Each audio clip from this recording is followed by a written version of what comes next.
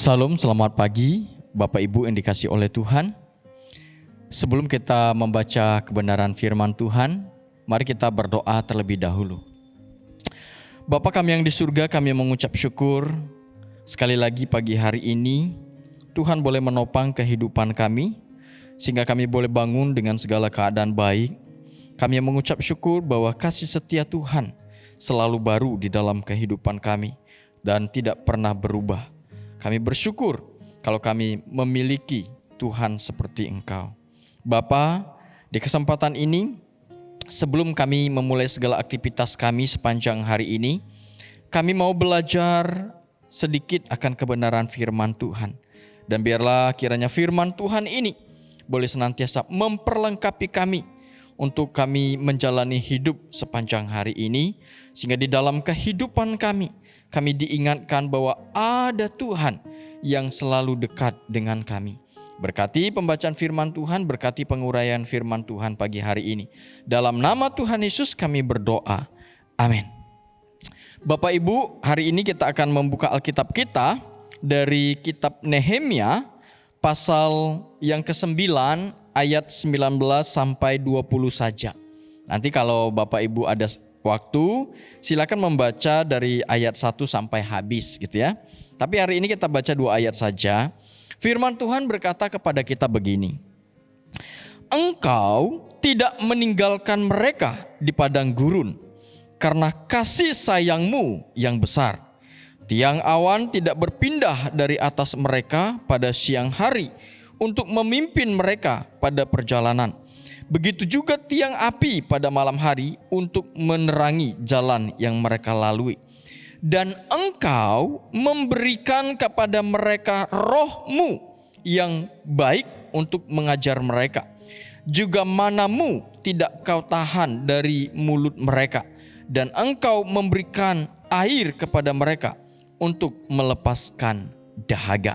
Bapak Ibu, perikop firman Tuhan yang kita baca, di sini Lembaga Alkitab memberikan judul kepada kita yaitu pengakuan dosa dan permintaan doa.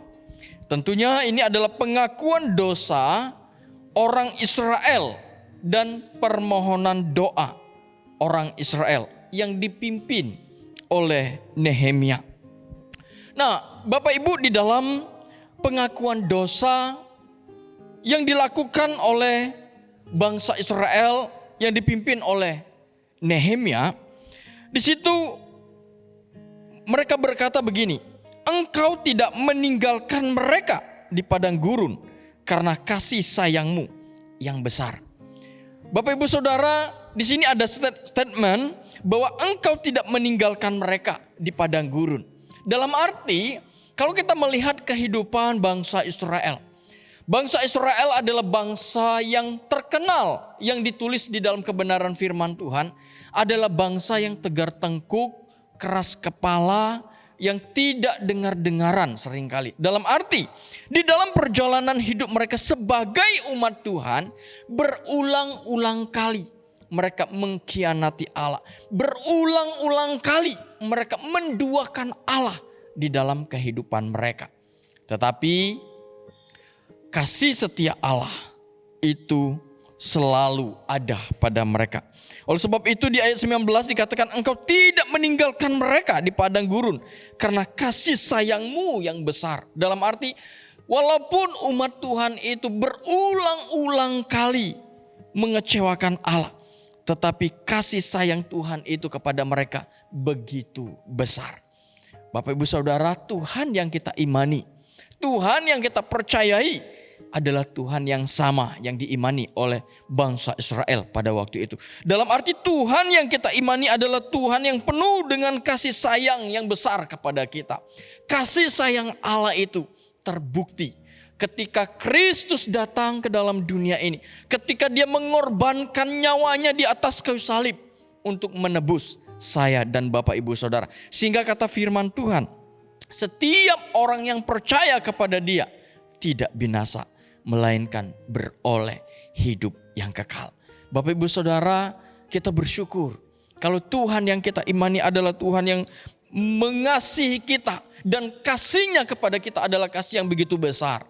Dan firman Tuhan mengatakan kepada kita, dan Tuhan juga memberikan kepada kita, yaitu Roh Kudus. Roh sang penghibur di dalam kehidupan kita. Roh yang akan terus memimpin hidup kita. Roh yang akan terus menopang kehidupan kita. Sehingga kita dapat terus berjalan bersama-sama dengan Allah. Sehingga kita dapat terus berjalan memuliakan Allah di dalam kehidupan ini. Oleh sebab itu di ayat 20 dikatakan, Engkau memberikan kepada mereka Roh-Mu yang baik untuk mengajar mereka. Bapak Ibu Saudara, bangsa Israel dikatakan ketika mereka hidup sebagai umat Allah, Allah memberikan Roh-Nya kepada mereka untuk memimpin umat itu, untuk mengajar umat itu hidup sesuai dengan kehendak Allah. Walaupun seringkali mereka menyimpang, walaupun seringkali mereka menduakan Allah, tetapi Roh Allah tetap menyertai mereka. Roh Allah tetap terus mengajar mereka. Begitu juga dengan kita, Bapak Ibu Saudara. Firman Tuhan berkata, ketika Kristus telah naik ke sorga, Roh Kudus diutus oleh Kristus untuk menolong kita di dalam kita menjalani kehidupan ini. Roh Kudus diutus oleh Kristus untuk terus menasihati kita, mengingatkan kita, menyadarkan kita, supaya kita dapat hidup di dalam kebenaran Allah, supaya kita dapat hidup sesuai dengan kehendak Allah dan memuliakan Allah di dalam kehidupan kita. Bapak Ibu Saudara, biar firman Tuhan ini boleh mengingatkan kita. Ingat bahwa Tuhan yang kita imani adalah Tuhan yang mengasihi kita dengan kasih yang besar. Bahwa Tuhan yang kita imani adalah Tuhan yang telah terus menyertai kita di dalam Roh-Nya untuk menolong kita, memimpin kita, menyertai kita, bahkan menopang kehidupan kita di dalam dunia ini. Biar firman Tuhan ini boleh senantiasa memberkati kita semua. Mari kita berdoa. Bapa kami yang di surga, kami bersyukur di dalam kehidupan ini yang penuh dengan tantangan ini. Kami diingatkan bahwa Tuhan yang kami imani adalah Tuhan yang mengasihi kami dengan kasih yang besar. Tuhan yang telah memberikan Roh-Nya kepada kami untuk menolong kami, memimpin kami, menopang hidup kami.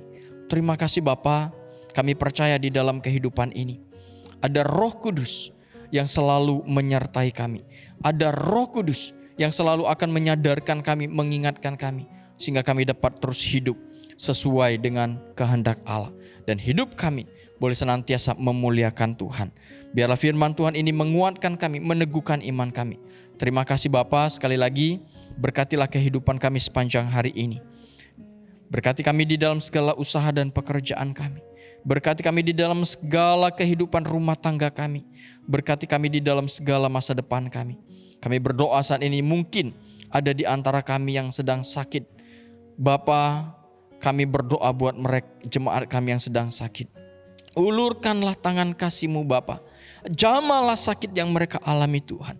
Pulihkan dan sembuhkan mereka Bapa. Yang berbeban berat kami berdoa Tuhan, kuatkan dan teguhkan iman mereka, supaya di dalam pergumulan hidup mereka tetap setia dan mengandalkan Tuhan, dan percaya kepada Tuhan, dan membiarkan Tuhan berkarya atas persoalan hidup mereka. Ini doa kami Bapa. Sekali lagi kami serahkan kehidupan kami sepanjang hari ini. Pimpin dan sertai kami. Dalam nama Tuhan Yesus kami berdoa. Amin. Salam, selamat pagi Bapak Ibu Saudara.